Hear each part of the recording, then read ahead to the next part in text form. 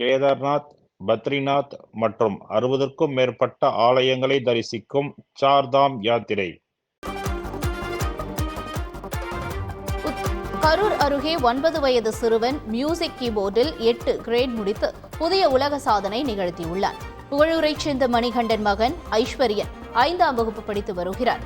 Corona காலத்தில் music keyboard வாசிப்பை மிகுந்த ஆர்வத்துடன் கற்றுக்கொண்ட ஐஸ்வரியன் கடந்த 4 ஆண்டுகளில் 8 கிரேடுகளை முடித்து சான்றிதழை பெற்றுள்ளார்.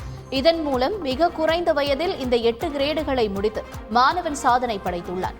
சாதனை மாணவனை பலரும் பாராட்டி வருகின்றனர்.